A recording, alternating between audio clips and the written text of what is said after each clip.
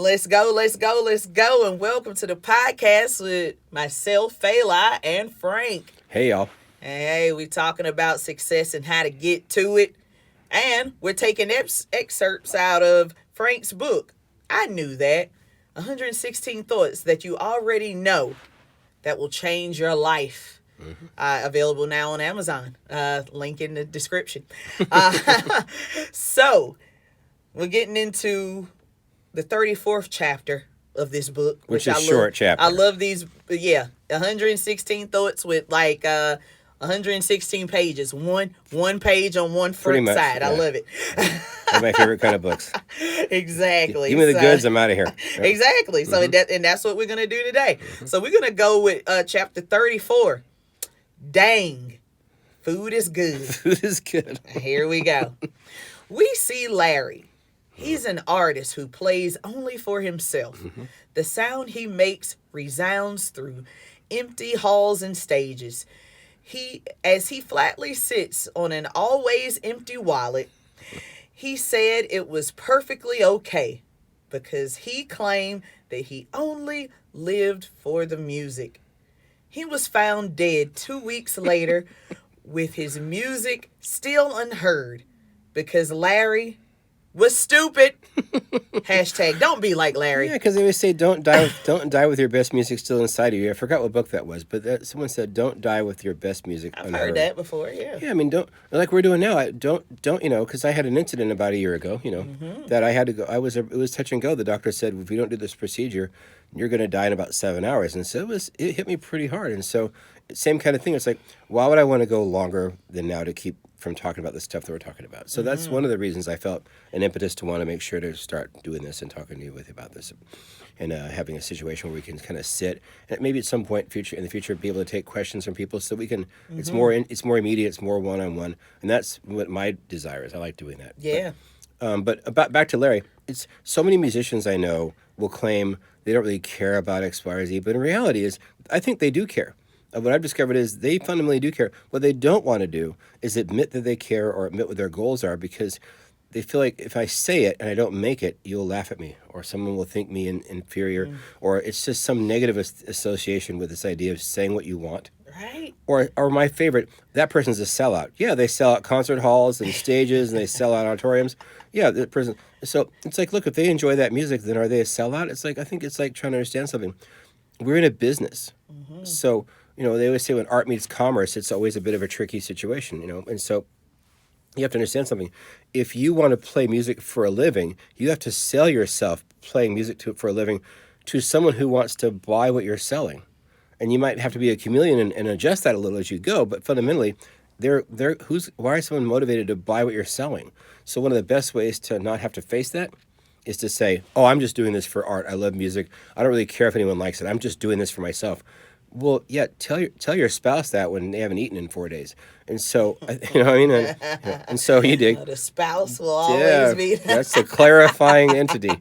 And so that was the old mentality. And I said, because Larry's sitting on an empty wallet playing music for nobody, that's stupid. That's what hashtag don't be Larry. It's because that's a stupid thing to say. You can just be honest and say, I want to play this kind of music for these kinds of people. Then you can actually see if those kinds of people would like to buy. Look, there's already an indication out there if they want to buy that music because someone else is probably doing it or has done it before. There's a good indication. So if you don't seek out that indication and you keep, like we said in the previous podcast, swimming with your head in the water, then don't be surprised when you hit the beach, you're nowhere near your target. The best swimmers, like triathlons, I like triathletes. They learn how to swim mostly with their head out of the water the entire time they're swimming in the ocean, because they have to hit a certain target. So the only way to do that is make sure you swim where you can look at the target. So don't just practice without looking at the target. Practice looking at the target.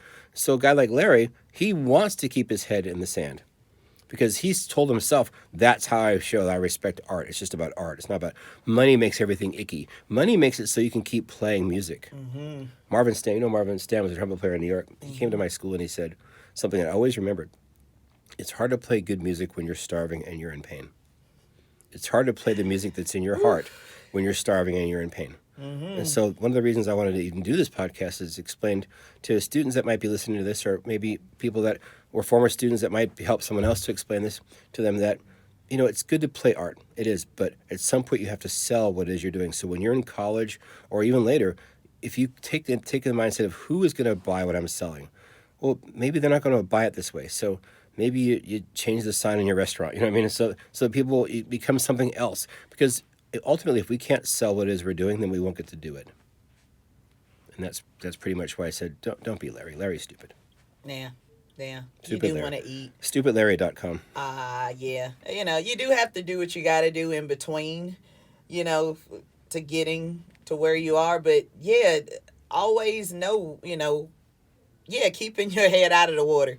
Keeping your Same head out of the here. water, yeah. Because I even had that with mixing. It was like, oh, I wanted to be a front of house engineer, which is front of house, you mix for the actual audience, instead of a monitor engineer, which you mix for the band, which is great. But I wanted to be a front Different house gigs, engineer. yeah, for sure. That Yeah. was a totally different gig. Mm-hmm.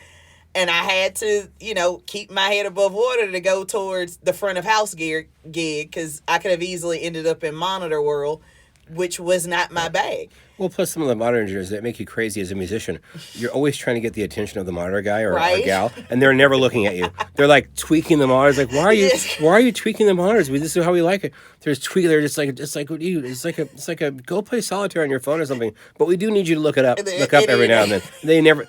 You can tell a lot of them are unhappy doing it because they're just like miserable. Yeah. So I was like, you know what? I want to be out in the audience. I want to make sure that they're getting the great experience, like the record, and I want it to mix in that way.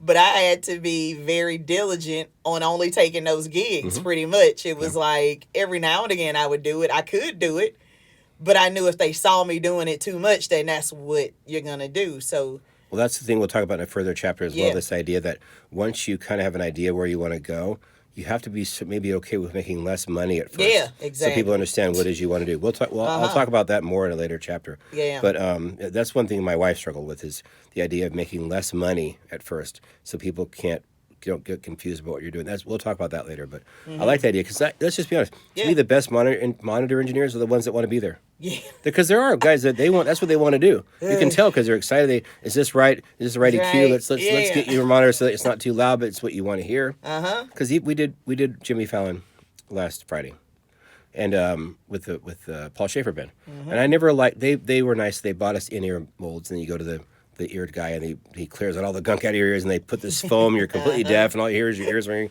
and they make a mold for people that don't know. Yep. So that the earphones you have are molded just for your ears only. They won't fit in anybody else's ears, and so but consequently though, I never liked the way that mine sounded. So I found a pair, and so I brought the wrong set with me on stage. I just never liked it, and so I was able to, on the break, to go get my other in-ear monitors, which had the EQ like I liked it. All of a sudden, I felt like completely comfortable. I didn't feel like I was going to miss any notes. I felt like this is the right. So having the right feel from a monitor engineer that wants to be there is Yeah. is everything. All of a sudden you sound way better than you might have just 5 seconds ago with the wrong monitor. People don't realize how much you're a slave to the monitor engineer at many gigs, because it's too big of an expense, So Sure. we're all Albert Hall. Without a good monitor person, we're all Albert Hall is horrible. It's like a big barn, So Right?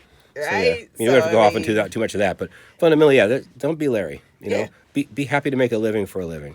Yeah, exactly. I mean, and you have your specifics of what you want, but you still have to figure out other ways to keep some food on the table as well. Yeah, don't be Larry. I just do this and that's it. No, you can't do that. Maybe the barbecue chicken pizza with the chicken lips. Maybe take the chicken lips off at first and see if you can maybe sell the barbecue chicken pizza first.